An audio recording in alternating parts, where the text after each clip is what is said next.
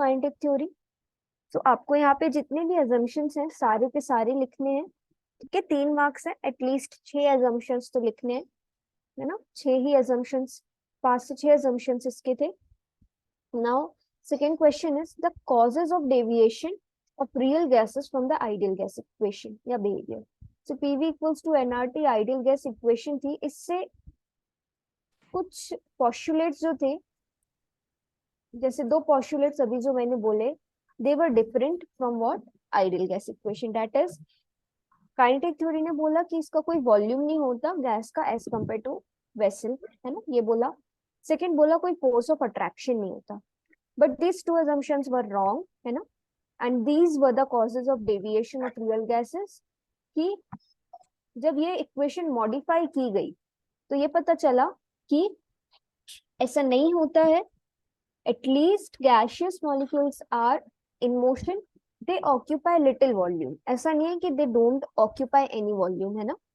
तो दो ये जो assumptions मैंने आपको बोले कि they occupy the volume, and second force of attraction, उनमें कुछ ना कुछ होता है, they show some attractive forces। okay, so these two were the deviation जो points अभी बोले, and they were the causes of deviation of real gases from the ideal gases। okay, so this is the question that is repeating again and again, this question is coming in your exam। okay, now coming to the 9th question, that is which amongst the following gases would have the highest root mean square speed at 600 Kelvin and what and why? So there are 3 gases, that is hydrogen, nitrogen and the oxygen। now here the question is कि root mean square speed आपको calculate करके जिसकी सबसे ज्यादा आएगी उसके according आपको इसको अरेंज करना है। सो रूट मीन स्क्वायर जो स्पीड होती है उसका formula is this, v equals to under root 3RT upon m। Okay, so m is the molecular mass, T is the temperature, R is the gas constant। now you have to calculate what this velocity। so you have what temperature दिया हुआ है, R की value आपको पता है, that is 8.314। molecular mass आपको hydrogen का पता है, नाइट्रोजन का पता है, ऑक्सीजन का पता है। you will calculate for oxygen, you will calculate for hydrogen, you will calculate for nitrogen, and then you will compare what you will compare the speeds, and you have to write the highest value जिसकी भी आएगी, you have to mention either the nitrogen or the oxygen or the hydrogen, जिसकी भी आपकी speed आएगी। so ये solve करते बनेगा yes 3 into 8.314 into temperature that is 600 Kelvin for example nitrogen का, है ना, बनेगा कि नहीं बनेगा। 28 will be the molecular mass, है ना, एक नाइट्रोजन का 14, so 2 का 28, then you will calculate what V। फिर ऐसे ही V कैलकुलेट करोगे हाइड्रोजन का तो चेंज क्या हो जाएगा, सिर्फ मास चेंज होता जाएगा आपका और आपका VRMS की वैल्यू आपको मिलती जाएगी। yes or no, will you be able to calculate this root mean square speed from this formula? yes Ranju, Nishant, Muskan, yes ma'am. है ना। जी so ma'am. yes, now the expression, okay, so this is the derivation। 9th का part B is what, आपको यहाँ पे corresponding states, जो real gases जो मैंने आपको पढ़ाया था, that is expression for reduced pressure, reduced volume and reduced temperature, इसका डेरिवेशन आया है आपको। so let's see this, okay, this topic that is law of corresponding states, जब मैंने पढ़ाया था तब आपको बोला था कि ये आपको important है। so reduced pressure का formula is pi equals to P by PC।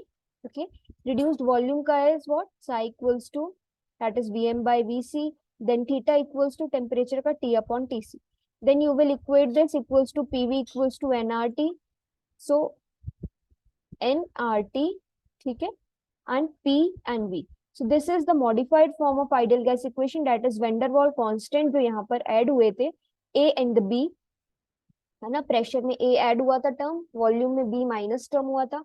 तो इसके अकॉर्डिंग आप इस पूरी तीनों चीजों को यहाँ अरेंज करोगे, देन यहाँ अरेंज करने के बाद you will somewhat rearrange it and then equation will be, the final equation will be this, that is pi equals pi plus 3 this square, and then what, 3 psi, okay, then minus 1. So this will be your final equation, that is law of corresponding states. And this is important, and that's why I just directly show you the law. And this law is known as law of corresponding states and the reduced equation of state. It is valid for all gases, okay. And if any two gases have the same volumes for any two reduced quantities, that is pi theta, then the values of the third quantity will be equal to what, the two substance you are taking. So this is known as the principle of corresponding state, okay. So that is why this is the derivation. This is of 4 marks. Just you have to write this 4 steps only, and it is of 4 marks, okay. So 9th question का this is of 1 marks, इसमें आपको directly value put करके solve करना है, but this is a derivation, इसलिए आपको ये question यहाँ इंपॉर्टेंट है, okay. Now coming to what you mean by surface tension. So ये मैंने पढ़ाया है आपको लिक्विड्स में. लिक्विड्स के पढ़ाते टाइम भी मैंने आपको बोला था सरफेस टेंशन आता है, एंड इसकी एक मेथड आई है आपको कि write one method two, write one नहीं है, वेरियस मेथड्स है, बट 2 ही आपको दी हुई है. एक आपको दिया हुआ है ड्रॉप वाइज मेथड, एक जस्ट उसका वेट वाला दिया हुआ है, और एक आपको दिया हुआ है स्टेग्लोमीटर मीटर, ठीक है ना. तो उसके मेथड से आपको लिखना है ना व्हाट इज सरफेस टेंशन. सो क्या होता है, जब मॉलिक्यूल बीच में होता है ना सरफेस पे, तो अगर वॉल के कंटेनर से या वॉल से जुड़ा हुआ है पूरा मॉलिक्यूल, टच है आपका, है ना, कंटेनर है, जैसे ये यहाँ पानी है, तो ये बिल्कुल कॉर्नर पे है, तो सिर्फ यहाँ यहाँ फोर्स लगेगी. बट अगर ये जो मॉलिक्यूल अगर आपका बीच में है, सेंटर पे है, तो क्या होगा, नीचे पूरी फोर्स लगेगी, एंड बिकॉज ऑफ दिस आपका क्या होगा, लिक्विड की जो ऊपर वाली लेयर है वो एक डाउनवर्ड फोर्स फील करेगी, एंड बिकॉज ऑफ विच जो आपका सरफेस ऑफ लिक्विड है, it behaves like a stretched membrane, and this is known as surface tension, है ना. सो सरफेस टेंशन के कारण ही कुछ एप्लीकेशन है इसके, जैसे इंसेक्ट है, फ्लोट क्यों कर पाता है, चल क्यों पाता है, so because of the surface tension, okay. Now there are various methods, तो मेथड्स आपको मैं दिखाती हूँ. This, okay, determination of surface tension, that is what, capillary rise method था, स्टेग्लोमेट्रोमीटर था, है ना. तो मैंने आपको ये बताया था स्टेग्लोमोमीटर. सो ये आपको बताया था, इसमें कैपिलरी होते हैं, you have to suck the liquid and then एक एक ड्रॉप आपको काउंट करनी है according to weight. Now weight का मैंने आपको बताया था, जब पहली ड्रॉप आएगी, है ना, 2 लिक्विड्स आपको लेने हैं. मान लो एक आपको कैलकुलेट करने दिया, एक वाटर लिया है आपने, ठीक है. एक बार वाटर को सक करना है, उसके वेट को काउंट करना है ड्रॉप्स के, देन आपको दूसरा जो एक्सपेरिमेंटल लिक्विड दिया है उसका करना है. सो W1, है ना, अगर आपने W1 लिया है, जो भी पहला लिक्विड है, सो 2 पाई are, this is what, gamma 1, then W2, 2 pi r gamma 2. So this will be cancelled, gamma 1 will upon gamma 2 will be there, and then you will calculate what, W1 by W2, and by this you will calculate what, the surface tension, ठीक है. So यहाँ पर आपको define किया भी हुआ है मैंने surface tension, okay. This is the जो मैंने आपको अभी समझाया और जो पहले समझाया था, okay.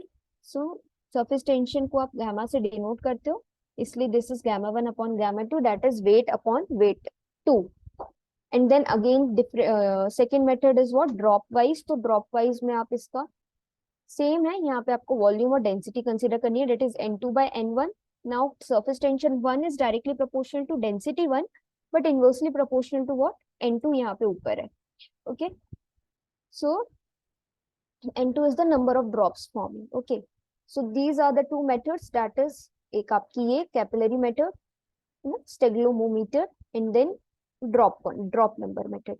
So these 2 methods are there. You can define both the methods, or you can define only one method also.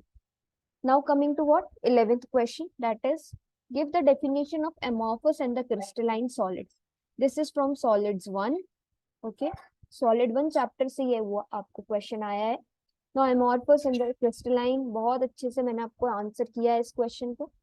Solids 1 में आप देखोगे, डिफरेंशिएट करोगे तो बन जाएगा आपको, क्रिस्टलाइन में रेगुलर अरेंजमेंट होता है, अमॉर्फस में कुछ नहीं होता है ना.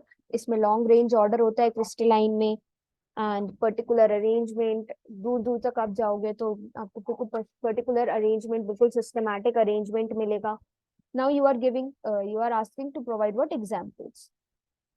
So when you give example, you will have to give the example of what? Amorphous and the crystalline. So amorphous के example आपके हो सकते हैं क्या? Glasses हो सकते हैं, metallic, polymers हो सकते हैं, है ना? ये सारे आपके amorphous के example हैं. Now crystalline. Crystalline के example आपके जैसे sodium chloride, potassium chloride, है ना? ये सारे examples आपके crystalline के होंगे. Okay, so 5 marks का question है. At least write 5 to 6 points, है ना? डिफाइन करो. टेबुलर फॉर्म में आपको डिफाइन करना, जैसे मैंने आपको बताया था, क्योंकि ये it gives what? Good impression to the examiner. Okay, now coming to what? Bragg's law. तो ब्रेग्स लॉ, ये मैंने आपको बोला था सॉलिड 2 में से है, और आपको ये भी बोला था कि ये आता है, इंपॉर्टेंट है. यस, तो किसी को ब्रेग्स लॉ की डेफिनेशन याद है? याद है? कोई बताएगा मुझे ब्रेग्स लॉ? मैंने पढ़ाते टाइम भी बोला था कि ये इंपॉर्टेंट है.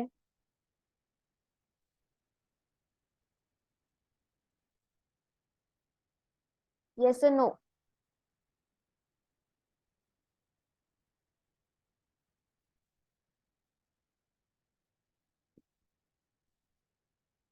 Yes Ranju, what do you mean by Bragg's law?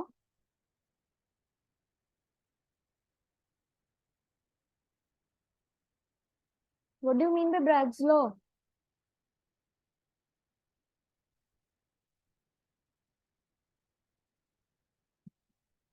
Hmm, X-ray diffraction पढ़ाया था, तब पढ़ाया था मैंने Bragg's law.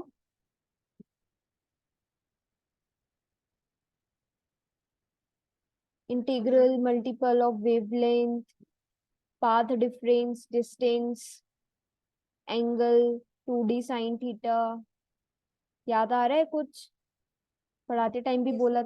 Yes, this is what Bragg's law. And इसका आपको डायग्राम बना के अच्छे से एक्सप्लेन करना. Okay, so this is what integral multiple of wavelength, path difference, है ना? एंड एंगल पे डिपेंड करता है आपका जो भी आपने दी हुई है radiation and the X-ray. Okay, now आपको 2 क्वेश्चंस इसी में पूछे हैं. That is pictorial representation of BCC unit cell. BCC is body centred cell. So body centred and FCC. तो एफसीसी में फेस पे भी होते हैं, बॉडी सेंटर्ड में एक बीच में होता है. That is, this is the pictorial representation. I already drawn for you. Okay, so corners पे होने के साथ साथ एक सेंटर पे होता है बॉडी पे, इसलिए इसका नाम है BCC. Okay, so this is what BCC unit cell. So आप इसका जब ड्रॉ करोगे तो this can be enough for you. Now there are how many atoms in the BCC per unit cell? So if a large crystal is there, उसके एक unit cell में, that is BCC में, कितने atoms होंगे? सो जब मैंने आपको पढ़ाया था तब मैंने आपको बताया था there are 2 atoms, one at the center, and since 8 corners पे 8 है ना, तो 1/8 इंटू 8, क्योंकि ये जो है दोनों से शेयर हो रहा है, सो 1 atom will be there. So 1 plus 1, that is 1 at the center, 1 at the corner. That will be what? Equals to 1 plus 1. Total 2 atoms will be there. Okay. So this is what you have to answer. 5 marks का है. हो सकता है 2 marks का Bragg's law हो, and calculation के इसके 2 हो, इसका 1 हो. So marks distribution can be any, but you have to write in a good way. Okay. Now coming to what? 13th. उसमें बस बीसीसी बताना है ना? यस, बीसीसी ओनली, क्योंकि आपको यहाँ पे बीसीसी बस पूछा है. Okay, now coming to 13th question, that is average rate and initial rate पे आपको क्या करना है? डिफरेंशिएट करना. So initial rate is what? When the reaction is just started. But average rate is what? Average means, अच्छा average speed क्या होती है? What is the average speed? एक रेंज पे होती है ना एवरेज स्पीड. आप बोलते हो कि मेरी गाड़ी की एवरेज स्पीड इतनी है, बोलते हो ना, इतना एवरेज देती है. What do you mean by average? Yes. What do you mean by average?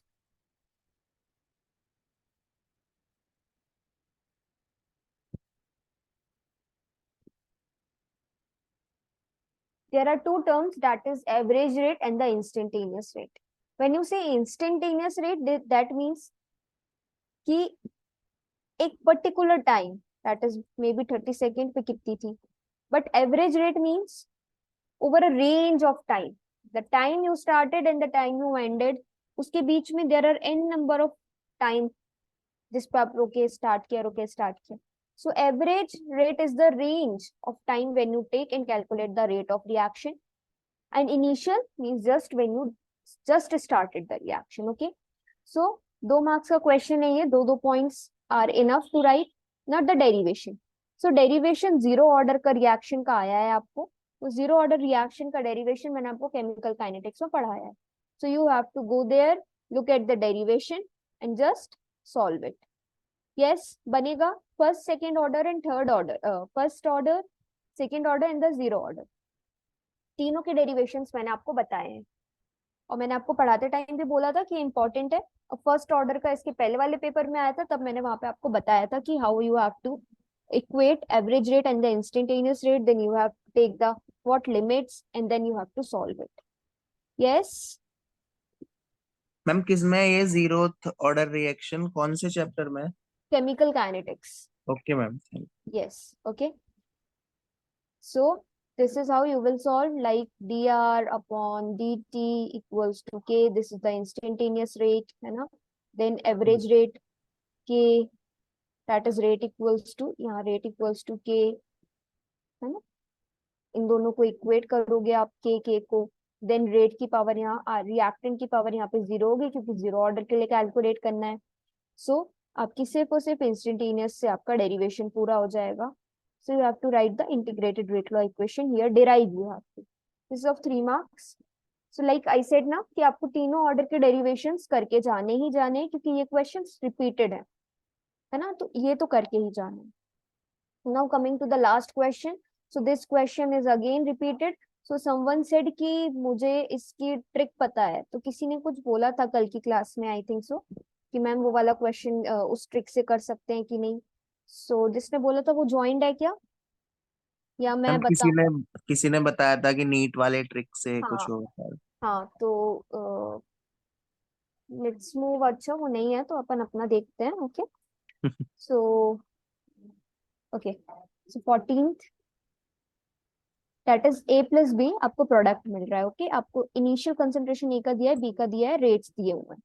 Now you have to calculate what order with respect to A and the B. Means यहाँ पे क्या हो सकता है, रेट लॉ जब आप लिखते हो सबसे पहले आपको रेट लॉ लिखना होता है. सो के that is A and the B. So I always said what कि आप इसको कंसीडर कर लो. यहाँ पे मे बी 1 1 1 2 2 1 कुछ भी हो सकता है, यू डोंट नो. इसलिए आपको क्वेश्चन क्या है, ऑर्डर आपको यहाँ कैलकुलेट करना है. So let's consider what alpha and the beta. Okay. Now this is the rate law. ऐसे लिखते हो ना रेट लॉ, रिएक्टेंट्स, है ना. ऑर्डर क्या होता है, द एक्सपोनेंट्स या power raise to the concentration term of the reactants, यही होता है ना ऑर्डर. ऐसे लिखते हो रेट लॉ इक्वेशन. सो आप ऐसे लिखोगे, then what you have to calculate overall order and the rate constant. So k आपको calculate करना है, and overall order means alpha plus the beta, and order of reaction with respect to a and the b, that is alpha and the beta. तो ये आपको calculate करना है. Now how you will calculate? So I said again कि आपको यहाँ पे ऐसे दो rates का रेशियो लेना है जिसमें a का कंसंट्रेशन सेम हो या तो b का सेम हो एक बार. तो मान लो आपने ले लिया 1, this is 1, this is 2 and this is 3. Okay.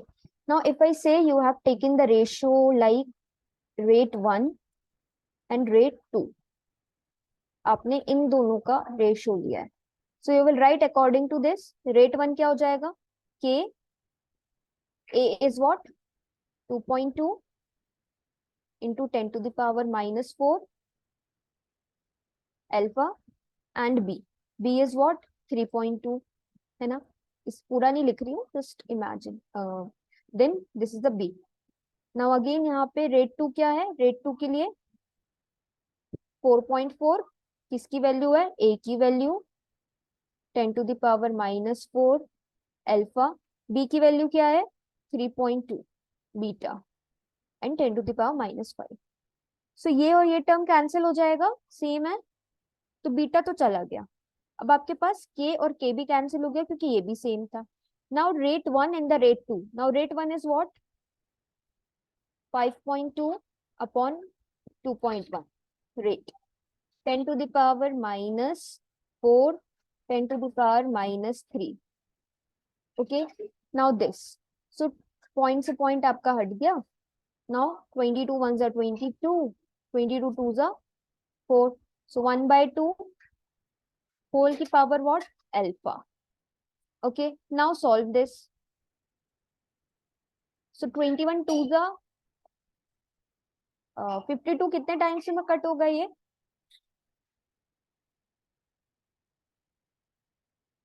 Cut होगा कि नहीं होगा ये 2.1 और 5.2? यस. क्या आएगा यहाँ पर? कैसे सॉल्व करोगे? 21 की टेबल में 52 आता है? नहीं. तो ये क्या होगा? ऐसे ही रह जाएगा क्या?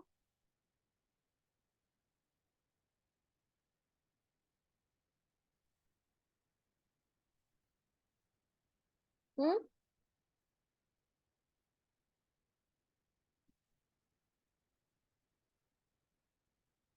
So what will happen, Sushri? How will you solve this?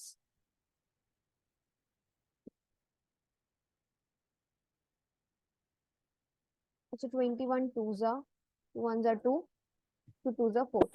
2.47 होगा. What? 5.2 से 2.1 कटेगा तो 2.47 होगा.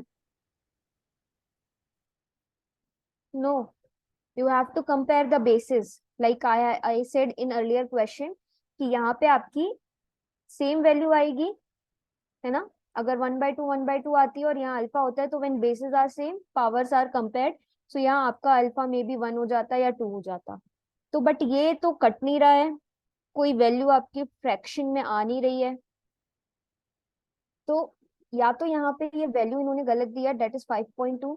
यहाँ 4.2 होना चाहिए तभी ये कटता, है ना? 4.2 होता तो यहाँ 2 से कट जाता आपका, एंड देन आप इसको इन्वर्स करते. इन्वर्स करते तो आपकी पावर सेम आ जाती एंड अल्फा की वैल्यू कुछ आपको मिलती. ठीक है. तो अल्फा को छोड़ते हैं, बीटा को देखते हैं, बीटा की वैल्यू कट रही है कि नहीं. बीटा की वैल्यू अपन कंपेयर करते हैं. ओके. सो मेरे हिसाब से यहाँ 4.2 होना चाहिए क्योंकि ये सॉल्व नहीं होगा नहीं तो, है ना? जैसे आपको मैंने पहले क्वेश्चंस बताए उसमें ये परफेक्टली कट होता है ना? तो let's see for the beta. Beta के लिए देखते हैं अपन, दैट इज रेट 3 और रेट 4 का रेशियो लेते हैं. ठीक है. रेट 2 एंड रेट 3 का, 4 तो है ही नहीं. Rate 2. So rate 2 and rate 3. Okay. Now considering what? Again के से के कट जाएगा आपका. अब इसमें सेम क्या है? ए. सो ए से ए कट जाएगा आपका, है ना? ये कट जाएगा जैसे अभी मैंने आपको बताया. बीटा बचेगा तो 3.2 upon 6.4 and into 10 to the power 5 into 10 to the power 5 and what will be there? इसकी पूरे की value that is beta and beta. So cancel out हो जाएगा. Yes. 2s are yes ma'am. 1/2 beta. Now 2.1 upon 8.4 again. So क्या ये solve हो रहा है? सॉल्व हो रहा है क्या ये? 1/4. Yes ma'am. कितने से हो रहा है? 4 4 ma'am. 4 4. times so 1/4 equals equal to to 1/2. 1/2 beta. Yes. Yes or no? Yes ma'am. Yes. अच्छा. Now can you write 1/4 like this? Can you write like this? Yes, ma'am. Yes. Now beta will be what? Beta की value क्या आ गई? 2. 2. 2. This means what? आपका order with respect to B, beta, that is what? Beta किसकी value थी? B की. तो this means what? B का order क्या हो गया? बी के कितने मॉलिक्यूल्स हो गए? 2. 2 हुए ना. बी की आप यहाँ पावर क्या लिखोगे? That is 2. Okay, now alpha भी आपका सॉल्व होना चाहिए था. सो मे बी हियर 4.2 होना था, तो आपका अल्फा आ जाता 1. तो आप यहाँ पे क्या लिखते हैं? अल्फा की वैल्यू 1. तो order with respect to A and B, that is A के रिस्पेक्ट में 1 आ जाता, बी के रिस्पेक्ट पे 2 आ जाता. नाउ ओवरऑल ऑर्डर आपका रिएक्शन क्या क्या होता? That is alpha plus beta. So 2 + 1 that is 3 हो जाता. Okay, now rate constant means this you have to calculate the value of K. So choose any reaction. Okay, choose any reaction, that is what? कोई भी ले लो. जैसे आपने ये ले लिया रेट 3, ले लिया रेट 2, कुछ भी ले सकते हो. ओके, ठीक है. तो आपने ले लिया रेट ये वाली के लिए, दैट इज के आपको कैलकुलेट करना है. आपको ए की वैल्यू उसमें पता है, बी की वैल्यू आपको पता है, यहाँ पे रख देना ए की वैल्यू, बी की वैल्यू. ऑर्डर क्या है? यहाँ 1 रखना, यहाँ 2 रखना. सॉल्व करना. रेट आप इसी रिएक्शन का लोगे क्योंकि आपने रेट इस रिएक्शन का लिया है. तो यहाँ 8.4 इंटू 10⁻³ जब आपको ये दोनों पता है, ये पता है, तो के की वैल्यू कैलकुलेट हो जाएगी. होगी कि नहीं? होगी कि नहीं? Yes, ma'am. है ना. सो इस तरीके से आपको ये क्वेश्चन सॉल्व करने हैं. सो ये क्वेश्चन मैंडेटरी टाइप का लगने लगा है मुझे. हर क्वेश्चन पेपर में आपको ये क्वेश्चन आ रहा है. So just you have to choose the ratio जिसमें एक टर्म कैंसिल हो जाए, है ना. उसके बाद you have to choose what? Next term, next ratio जिसमें दूसरा कैंसिल हो जाए, तो अल्फा बीटा की वैल्यू आ जाएगी. अल्फा बीटा की वैल्यू आ गई मतलब आपको ऑर्डर पता चल गया. देन ओवरऑल ऑर्डर में आपको अल्फा प्लस बीटा करना है. देन रेट कांस्टेंट में आपको के की वैल्यू निकालनी है. Okay, so this is how you will solve this question, that is of chemical kinetics. And we are over with all the 3 papers. किसी को कोई डाउट? यस और नो?